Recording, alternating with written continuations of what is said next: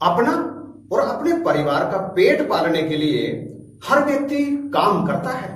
चाहे कोई ईमानदारी से काम करे, चाहे कोई बेईमानी से काम करे, काम तो काम है, वो करता है। परंतु एक जो धार्मिक किस्म का व्यक्ति होता है ना, जो धर्म कर्म को मानता है, उसे इस बात का पूरा ध्यान रखना चाहिए कि उसकी कमाई बेईमानी की ना हो, क्योंकि बेईमानी की कमाई ना केवल उस व्यक्ति को बल्कि कभी कभी उसके परिवार को भी तहस नहस कर डालती है, बर्बाद कर डालती है। हालांकि बेईमान व्यक्ति इस बात को नहीं मानता, क्योंकि धर्म कर्म में उसका यकीन होता ही नहीं। वो तो सिर्फ यह चाहता है कि हर तरह से पैसा आए, हर तरह से कमाई हो। लेकिन धार्मिक व्यक्ति इस बात को बिल्कुल अपने दिमाग में और अपने दिल में, अपनी आत्मा में बैठा ले कि वो पाप की कमाई बिल्कुल भी ना करे। इस वीडियो में दास आपके सामने राजीव नाम के एक ऐसे व्यक्ति की कहानी बताने के लिए जा रहा है, जो धार्मिक और अधार्मिक दोनों के बीच में टंगा हुआ है। लेकिन उसने कुछ इस तरह का कार्य कर डाला लालच के कारण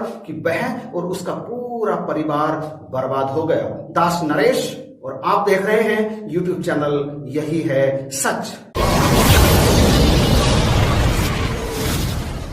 आज राजीव के पास कुछ भी नहीं है, लेकिन आज से 4 साल पहले ऐसा नहीं था। सब कुछ था उसके पास। एक बहुत बड़ा मेडिकल स्टोर जिस पर रोज लाखों की सेल होती थी, 4 मकान और कई फ्लैट भी उसने ले रखे थे, और घर पूरी तरह से समृद्ध था। एक बेटा जो पढ़ रहा था बीएससी में, बड़ा ही होनहार, सुंदर पत्नी, घर परिवार पूरी तरह से आनंद के साथ चल रहा था। गाड़ी थी, बढ़िया मकान था और बैंक बैलेंस भी। एक व्यक्ति को और क्या चाहिए? धार्मिक व्यक्ति तो था राजीव, परंतु कैसा था आप ध्यान लगा करके सुनिए। घर से जब मेडिकल स्टोर के लिए जाता तो पूरी तरह से भगवान की पूजा पाठ करता, पहले घर में। उसके बाद मेडिकल स्टोर पर जब पहुंचता तो वहां भी भगवान की तस्वीर उसने लगा रखी थी। एक मंदिर सा बना रखा था छोटा सा, और उसमें वो पूजा करता, ध्यान लगाता थोड़ी देर हाथ जोड़ करके, और उसके बाद दीप धूप जलाकर पूरी दुकान में घुमाता। परंतु लालची बहुत बड़ा था। क्या मजाल जो कभी किसी कस्टमर की दवाई के बिल में से उसने 10 रुपए भी कम किए हों। उसने बताया कि उसे अच्छी तरह से याद है वह दिन जब एक बूढ़ा एक दवाई की पर्ची उसकी दुकान पर लेकर के आया। उसने दवाई निकाली, बिल बनाया तो लगभग 900 रुपए का बिल बैठा। उसने दवाई आगे बढ़ाई और बिल बूढ़े के सामने कर दिया। बूढ़े ने कहा कितने पैसे हुए? उसने कहा 900 रुपए। परंतु बूढ़े के पास 900 रुपए तो थे ही नहीं, उसके पास थे सिर्फ 400 रुपए। बूढ़ा सब कुछ आ रहा था कहने में, और कह रहा था कि मेरे पास सिर्फ 400 रुपए हैं, मुझे दवाई लेनी बहुत जरूरी है। इस पर राजीव उसने बताया कि मैं बहुत जोर से झल्ला गया, क्योंकि काफी मशक्कत करने के बाद वो दवाइयां ढूंढी थी, अब उसे 500 रुपए कैसे कम कर दूं। बूढ़ा गिड़गिड़ाने लगा, भैया जी मेरे पास 400 रुपए हैं, मैं मेहनत मजदूरी करके आपके बाकी पैसे दे जाऊंगा, बड़ी कृपा होगी आप मुझे दवाई दे दो। मेरी पत्नी बड़ी बीमार है, बेटे हमारा ध्यान नहीं रखते, हम तो अलग ही रहते हैं, हम पर कोई दया नहीं करता, मेरी पत्नी को इन दवाइयों की बड़ी जरूरत है, आप मुझे दवाई दे दो, मैं बाद में आपके पैसे दे जाऊंगा। इस पर राजीव ने झल्ला करके कहा पैसे पूरे नहीं हैं तो दवाई तुम्हें कैसे दे दूं? और ऐसा कहकर वो उस पॉलीथीन में से दवाइयां कम करने लगा। इस पर उसके नजदीक खड़ा एक दूसरा ग्राहक, उसे शायद दया आ गई, उसे राजीव से कहा दवाई बूढ़े को दो, बाकी पैसे मैं देता हूं। और उस ग्राहक ने दवाई के पैसे राजीव को दे दिए। राजीव ने बाद में बताया कि काश मेरे अंदर थोड़ी भी दया होती और मैं दया करके उस बूढ़े को दवाइयां दे देता। हकीकत में होता यह है, राजीव ने बताया कि मेडिकल स्टोर लाइन में बहुत अधिक कमाई है। 10 रुपए की दवाई को आप बड़े आराम से 70 रुपए में, 80 रुपए में बेच देते हैं। वो जो 900 रुपए की दवाई वृद्ध की थी, उसकी वास्तविक कीमत लगभग 300, 350 के आसपास थी। यदि मैं 400 रुपए लेकर के भी वो दवाई दे देता तो बड़े आराम से मुझे 100 रुपए का लाभ हो जाता। परंतु मेरे लालच ने मेरे जमीर को मार दिया और मैंने उस बूढ़े को भेज दिया। वो बूढ़ा उस दूसरे ग्राहक को आशीर्वाद देता हुआ, दुआएं देता हुआ वहां से चला गया। घटना छोटी सी थी, परंतु धार्मिक व्यक्ति के लिए यह एक बहुत बड़ी घटना है। 2 साल के बाद ऐसा हुआ कि एक दिन शाम को राजीव का इकलौता बेटा अचानक बेहोश होकर गिर गया। सारे घर में हड़कंप मच गया। उठाकर जल्दी जल्दी डॉक्टर के पास ले गए, टेस्टेड हुए, डॉक्टर ने बताया ब्रेन हेमरेज है और वो भी लास्ट स्टेज में। बहुत बुरी तरह से परेशान हो गए। गमों का पहाड़ राजीव के ऊपर टूट गया और शुरू कर दिया उसने पैसा बहाना पानी की तरह। बेटे का इलाज कराने के लिए, उसे मृत्यु को मुख से वापस लाने के लिए उसने अपने फ्लैट बेच दिए, अपने मकान भी बेच दिए, यहां तक कि मेडिकल स्टोर भी बेच दिया, परंतु बेटे को बचा नहीं सका। बेटे को छीन लिया काल के क्रूर हाथों ने। दुनिया में चढ़ चुकी थी राजीव की। अब जीने का एकमात्र सहारा जा चुका था। दिन रात रोते रोते बीतता पति पत्नी का, और व्यथित परेशान, हर तरह की कमजोरी उनके पास आनी आरंभ हो गई थी। सारे पैसे खर्च हो चुके थे, कोई भी आय का साधन नहीं था। परंतु विपत्तियों का अभी अंत नहीं हुआ था। एक दिन अचानक ही वो पैरालिसिस का शिकार हो गया। कर्ज लेकर पत्नी डॉक्टर के पास ले गई और फिर इलाज होना शुरू हुआ। कर्ज लेकर कर्ज चढ़ता गया। दवाई जब आती मेडिकल स्टोर से और वो देखता तो रोने लगता, क्योंकि दवाई उसकी वास्तविक कीमत से कहीं ज्यादा की होती। अब लोगों ने कर्ज देना भी बंद कर दिया था।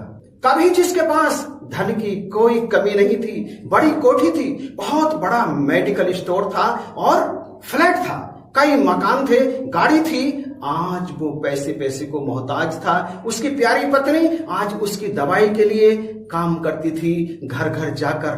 कैसी मजबूरी थी, कैसी परेशानी थी। और जब वो कुछ चलने लायक हुआ तो एक दिन खुद अपनी दवाई लेने एक मेडिकल स्टोर पर पहुंचा।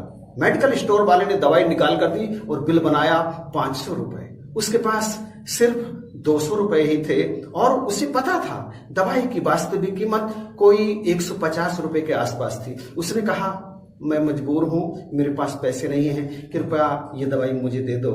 लेकिन मेडिकल स्टोर वाले ने उसे दुत्कार दिया। तब उसे याद आ गया वो दिन जिस दिन उसने उस बूढ़े को कम पैसे होने के कारण धुतकार दिया था, डरा दिया था, भगा दिया था, परंतु एक पड़ोस में खड़े ग्राहक ने उसकी मदद की थी। उसकी आंखों से झरझर आंसू बहने लगे। वो बिना दवाई के ही वापस आ गया। आज राजीव अपने घर पर पड़ा रहता है, बीमार। पत्नी उसकी देखभाल करती है। उसका जो भी इक्का दुक्का मित्र है, पहले सैकड़ों मित्र थे, अब जो इक्का दुक्का मित्र है वो जब उससे मिलने के लिए आते हैं तो दार्शनिक की तरह उससे कहने लगते हैं, भाई हर व्यक्ति धन कमाता है अपने परिवार के लिए, अपने खुद के पेट के लिए, परंतु धर्म कर्म का ध्यान रखना चाहिए। कभी भी किसी गरीब का दिल दुखाकर धन नहीं कमाना चाहिए। बेईमानी की कमाई कभी भी हर किसी को रास नहीं आती, इसलिए दुर्बल को न सताइए। जाकी मोटी हाय मुई खाल की श्वास सो, सार भस्म हो जाए। दूसरों को उपदेश देना बहुत ही आसान है। राजीव हर किसी की बात बड़े ध्यान से सुनता और जब वो चला जाता तो फिर वो अपने आप से कहता एकांत में, सही तो कह रहा था, मैंने कब किसी गरीब का ख्याल रखा। मैंने तो चाहे कोई गरीब हो चाहे कोई अमीर हो कभी किसी पर दया ही नहीं की। अपने लालच को पूरा करने के लिए मैंने हर किसी को लूटा, हर किसी से बेईमानी की कमाई की और मेरे लालच का ठिकाना ही नहीं था। मेरे लालच ने मुझे कहीं का नहीं रखा। मेरे लालच ने मेरे परिवार को बर्बाद कर दिया, मुझे बर्बाद कर दिया, सब कुछ समाप्त हो गया। मेरी तो सारी की सारी दुनिया ही अंधेरी हो गई मेरे लालच की वजह से। हे भगवान, तो मुझे माफ कर देना, मेरी जो भी खता है उसे बख्श लेना, ताकि मैं आगे से कोई ऐसा कार्य ना कर सकूं। और वो इसी तरह से प्रार्थना करता रहता। आज भी प्रार्थना कर रहा है। परंतु पर उपदेश कुशल बहु तेरे, बिल्कुल सच है। दूसरों को उपदेश देना बड़ा ही आसान है। उसे जो समझा कर जाते, क्या उन्होंने कभी इस बात पर अमल किया होगा कि लालच नहीं करना चाहिए, दुर्बल को नहीं सताना चाहिए। हमें याद रखना पड़ेगा कि दुर्बल को नहीं सताना। लालच बुरी बला है, लालच ही पाप के घड़े को धीरे धीरे भरता है, बेईमानी से भरता है पाप का घड़ा। और वो घड़ा जिस दिन फूटता है ना, बर्बाद कर डालता है, बिल्कुल इसी तरह जैसे राजीव के परिवार को बर्बाद कर दिया। तो हमें तो इस बात का ध्यान रखना पड़ेगा, रखना ही चाहिए, हर किसी से कहना भी चाहिए। और वो जो कबीर साहब की लाइन अभी इस वीडियो में आपने सुनी, दुर्बल को न सताइए, जाकी मोटी हाय मुई खाल की सांस सो, सार भस्म हो जाए। दुर्बल को मत सताना, जा की मोटी हाय कहते हैं बद्दुआ को। उसकी बद्दुआ कभी भी नहीं लेनी चाहिए, क्योंकि कबीर साहब कहते हैं मुई खाल की श्वास सो, मरी हुई खाल की सांस से, हवा से सार यानी लोहा भी भस्म हो जाता है, तो फिर जीवित व्यक्ति की बद्दुआ क्या नहीं कर सकती। कुछ ऐसा काम करें जिससे लोगों की दुआएं प्राप्त हो। महात्मा कहते हैं दुआएं भी फलीभूत होती हैं और बद्दुआएं भी। तो आपको ये वीडियो कैसा लगा प्लीज लाइक, शेयर और कमेंट जरूर कीजिएगा, और चैनल को सब्सक्राइब करना बिल्कुल भी मत भूलना। इन्हीं शब्दों के साथ लव यू ऑल, जय हिंद, जय भारत।